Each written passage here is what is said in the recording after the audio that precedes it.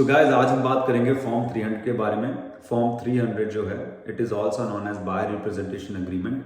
अक्सर बायर ये फॉर्म सुन के they tend to get reluctant कि साइन करें कि ना करें, इसका मतलब क्या है। क्या ये फॉर्म साइन करते हमें पैसा देना पड़ेगा बाइंग एजेंट को, या हमें ये साइन करते प्रॉपर्टी नहीं पसंद आती, क्या फिर भी हमें कुछ पे करना पड़ेगा। सो ये कुछ मिथ्स है, मैं इसको क्लैरिफाई करूंगा। अगर आप ये फॉर्म पे साइन करते हो और आप कोई प्रॉपर्टी नहीं खरीदते तो आपको पैसा नहीं देना, कोई रुपया खर्च नहीं करना, कोई डॉलर खर्च नहीं करना, CAD। तो आपको उसको पे नहीं करना एजेंट को। ये बेसिकली जो फॉर्म है ये डिजाइन करा गया है ओरिया के through, which is Ontario real estate association, under the code of ethics of REBBA. REBBA is real estate and business broker act. तो ये सब फॉर्म डिजाइन करा गया to safeguard the interest of the agent as well. तो इस form के sign करने के बाद क्या होता है, एजेंट की फिड्यूशियरी रिस्पॉन्सिबिलिटी आ जाती है आपको प्रॉपर्टी दिखाना और सिक्योर करना आपके लिए। सो बेसिकली इस फॉर्म क्या है, इट्स बिल्डिंग अ ट्रस्ट। ये एक ट्रस्ट का रिलेशनशिप है जो एजेंट और आपके बीच में होता है। आपके ये साइन करने से क्या होता है, एजेंट इज सिक्योर। इसका मतलब क्या, एजेंट काफी is putting so much of hard work to help you guys, to help the buyer to secure a property. तो इस फॉर्म के साइन करने से क्या होता है, जिस भी फॉर्म का जो आपका टाइमलाइन दिया गया है 3 महीने का, 4 महीने का, इस ड्यूरिंग पीरियड में एजेंट अपनी पूरी मेहनत और पूरी लॉयल्टी से आपको प्रॉपर्टी दिखाएगा as per your needs, and दिखाने के बाद ही उसको पैसा मिलेगा, वो भी आप नहीं देते। अक्सर ओंटारियो में 99% ऑफ टाइम्स सेलर पे करता है, बायर कुछ नहीं पे करता। जो कमीशन है वो सेलर के थ्रू आएगी। हाँ, अनटिल अनलेस कोई प्राइवेट डील नहीं है जिसमें सेलर कमीशन नहीं पे कर रहा, दैट इज अनदर सिनेरियो। वो मैं वीडियो जब आपको देखोगे आप कॉन्ट्रैक्ट के बारे में, तब मैं आपको समझाता रहूंगा बीच बीच में। हम बात करेंगे फॉर्म 300 की। It is also known as buyer representation agreement. So by the name it is pretty straightforward. This form is an agreement between the buyer and the brokerage. तो जो भी ब्रोकरेज किसी बायर को represent कर रहा है किसी property को खरीदने के लिए या लीज के लिए, परचेज एंड लीज, उन दोनों सिनेरियो में ये फॉर्म भरना पड़ता है। Not a mandatory but it is important to safeguard the interest of the agent. So अब ये फॉर्म को भरते कैसे है, बिटवीन द ब्रोकरेज। तो यहाँ पे आपकी ब्रोकरेज का नाम आएगा, for example royal star realty मेरे केस में। यहाँ ब्रोकरेज का एड्रेस आएगा, ब्रोकरेज का telephone number and the fax number. यहाँ बाहर का नाम आएगा, यहाँ बाहर का एड्रेस आएगा, और किस रीजन में बाहर रहता है उसका पोस्टल कोड आ जाएगा, complete address, this part. So this is a part when your agreement starts. Let's suppose today is October 11 at 10 AM the agreement has commenced. So आज के दिन में अग्रीमेंट शुरू हुआ है, और जो एंड डेट है एग्रीमेंट की, जनरली लोग मार्केट में 90 डेज लेते हैं। You can even take 90 days, but I personally take 90 days to between 150 days, like 3 to 5 months to buy the property. हम इस केस में एग्जाम्पल ले लेते हैं टिल December 11।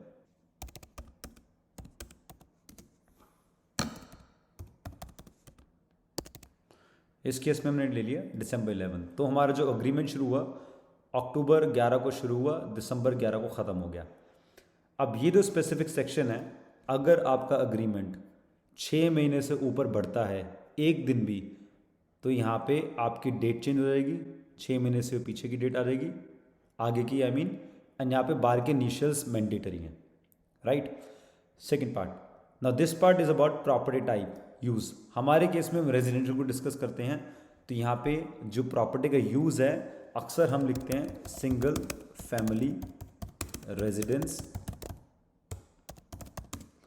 और you can even right residential use, right.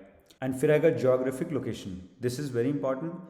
ये basically indicate करता है कि बायर जो प्रॉपर्टी देख रहा है उसका इंटरेस्ट ऑफ एरिया क्या है, वो किस रीजन या एरिया में प्रॉपर्टी खरीदना चाह रहा है। इस पे आप लिख सकते हो, let's suppose buyer is interested to buy property in Kitchener, Cambridge, Waterloo. तो ये 3 एरियाज में बायर इंटरेस्टेड है प्रॉपर्टी खरीदने के लिए, तो यहाँ पे आपकी लोकेशन आ जाएंगी, right. This next step is very important as well, because इसमें बायर डिक्लेयर करता है कि buyer is not working with any other agent currently, that buyer is specifically dealing with me right now, which is I am an agent who is representing him right now. तो यहाँ पे buyer का initial आ जाएगा. First paragraph. This paragraph is definition and interpretations. This is basically about कौन किसको represent कर रहा है. Second part, the most important part, जिसको देख के even buyer gets in, कि what does it mean, commission क्या मैं पे करूँ क्या नहीं कर रहा. So just to clarify guys, commission buyer नहीं पे करता ओंटेरियो में.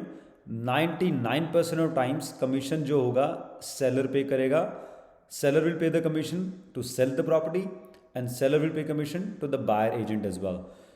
1% सिनेरियो में अगर कोई प्रॉपर्टी प्राइवेटली सेल हो रही है और सेलर खाली लॉयर से डील कर रहा है, उस केस में ही खाली बायर को पे करना पड़ेगा जो भी अग्रीड होगा.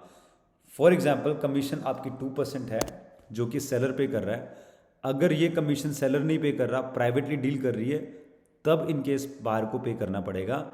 बट अगर सेलर कमीशन नहीं दे रहा होगा तो as an agent it is my due diligence कि मैं पहले उसको अपडेट करूंगा, बायर को बताऊंगा कि seller is not paying any commission, so you have to pay me the commission for the property. वो 2% भी हो सकती है या आप डिस्कस करके 2.5 या इवन 1.5 डिपेंडिंग किसका बिजनेस मॉडल कैसा है वो वैसा यूज़ करेगा. जनरली जो कैम्ब्रिज, किचनर, वाटरलू में 2% चलता है एंड GTA में विच इज़ योर ऑशवा, विटबी और इधर ब्रैम्पटन, मिसिसागा, वहाँ पे 2.5 चलता है. और ये जो सेक्शन है ये लीज के लिए है. जैसे मैंने आपको कहा ये ऑफर आपका buying which is purchasing and leasing में दोनों में यूज होता है. तो यहाँ पे आएगा लीज में आपका हाफ मंथ रेंट.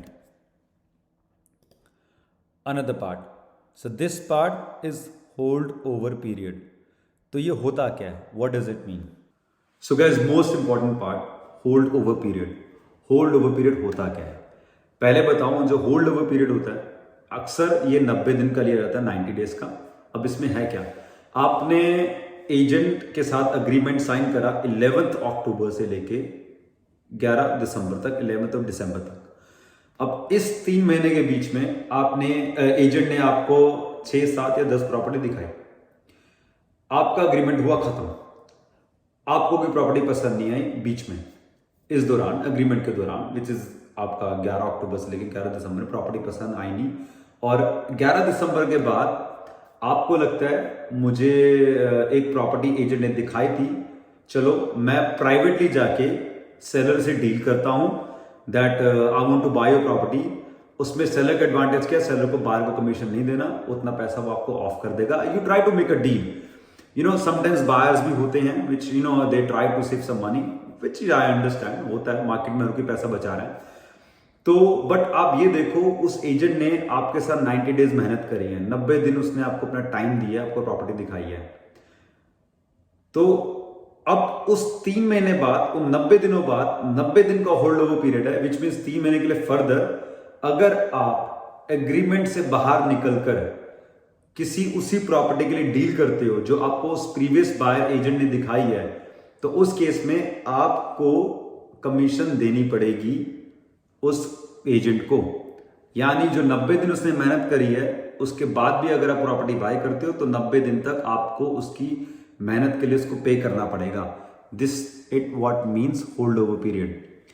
अब एक क्वेश्चन आएगा, कुछ लोग बोलेंगे चलो जी मैं उस 3 महीने के कॉन्ट्रैक्ट में एजेंट के साथ प्रॉपर्टी देखता हूं, मेरा कॉन्ट्रैक्ट एक्सपायर हो गया, मैं कोई नया एजेंट पकड़ता हूं एंड उन 90 दिनों के बीच में, उन होल्ड ओवर डेज के बीच में मैं उस नए एजेंट से किसी उसी प्रॉपर्टी पे डील करता हूं जो मेरे को एजेंट 1 ने दिखाई है.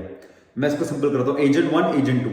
एजेंट 1 के साथ हम 3 महीने काम करा, उन 3 महीने बाद 3 महीने और आपका होल्ड ओवर पीरियड है, और इसके बीचों बीच एजेंट 2 आता है पिक्चर के अंदर जो आपको प्रॉपर्टीज दिखाना शुरू करता है. बट जो एजेंट 1 ने प्रॉपर्टी दिखाई है, एजेंट 2 आपकी उस प्रॉपर्टी में डील कराता है. अगर आपका अग्रीमेंट था एजेंट 1 से 2% कमीशन का जो कि सेलर ने देना था, अगर एजेंट 2 भी 2% कमीशन लेगा उस प्रॉपर्टी के लिए, तब तो आपने एजेंट 1 को कुछ पे नहीं करना. डन. उस केस में क्या है, अगर आपका एजेंट 2 के साथ 1% का कमीशन बना है, तब जो रिमेनिंग 1% है वो आपके जेब में नहीं, वो एजेंट 1 की जेब में जाएगा. अगर 90 दिनों के बीच में आप किसी पुरानी प्रॉपर्टी पे डील करते हो तो.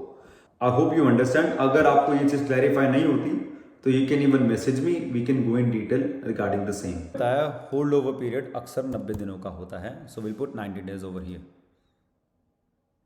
The clause is representation. Basically इसमें ये बोला गया है कि बायर की जो रिस्पॉन्सिबिलिटी है, so another clause is representation. इसमें बताया रहता है कि जो बायर काम कर रहा है, क्या एजेंट और बायर के बीच में जो अग्रीमेंट है, is it just a customer service और you are representing the buyer. अगर आप ये फॉर्म भर रहे हैं तो obviously you are representing a buyer. And another clause is multiple representation. So इसका जिक्र मैंने फॉर्म 320 के में भी करा था कि जब भी आप कोई डुअल एजेंसी करते हैं, which means under the same brokerage आपकी प्रॉपर्टी लिस्ट करिए दूसरे एजेंट ने, और मैं आपको प्रॉपर्टी दिखा रहा हूँ और मेरी ही ब्रोकरेज की प्रॉपर्टी आपको मैं सिक्योर करता हूँ, तो उस केस में मेरी रिस्पॉन्सिबिलिटी है, it's my due diligence to let you know that this property we are retaining under the dual agency. So I have to let you know beforehand, before putting an offer. मैं offer डाल के आपको बता नहीं सकता कि ये property मेरी ब्रोकरेज की थी.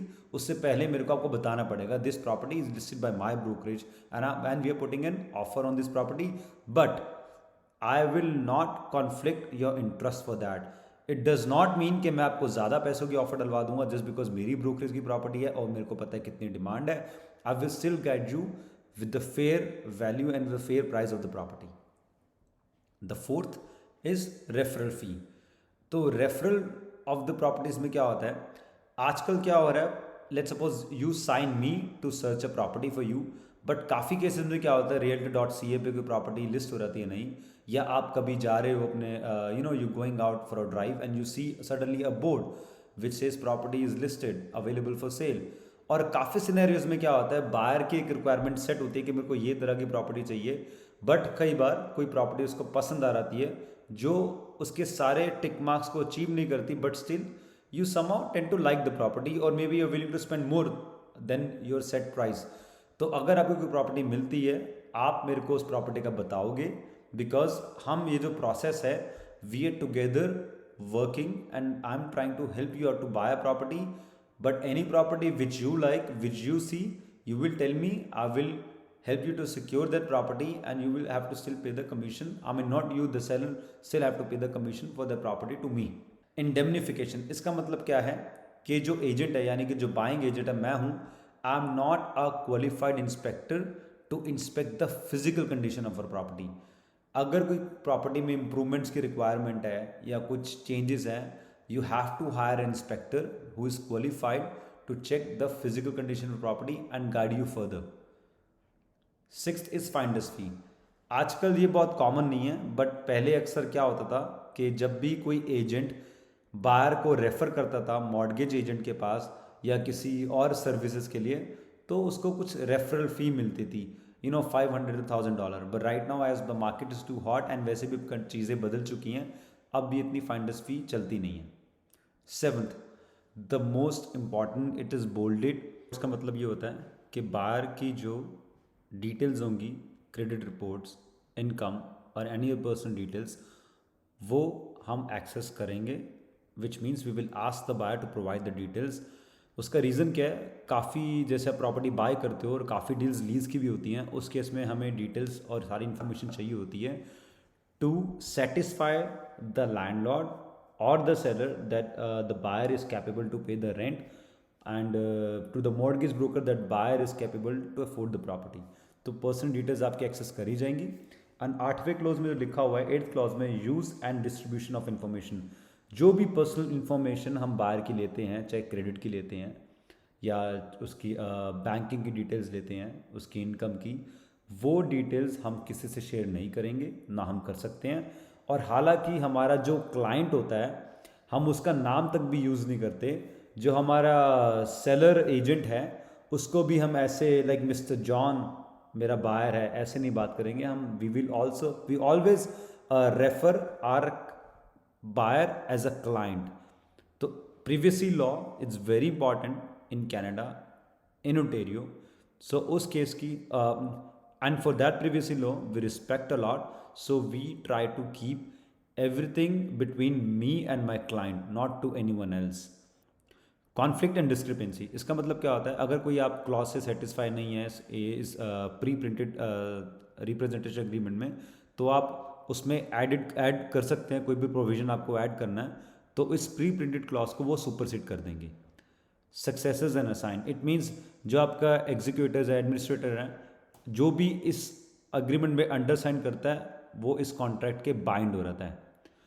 This is very important. Electronic communication and signature, जो भी आपका अग्रीमेंट बनता है इलेक्ट्रॉनिकली वो कम्युनिकेट करा जाएगा आपको, and which will be a valid medium of communication, चाहे वो टेक्स्ट मैसेज हो, चाहे वो ईमेल्स हो, एंड जो भी आपके इलेक्ट्रॉनिकल सिग्नेचर होंगे वो आपके वैलिड होंगे।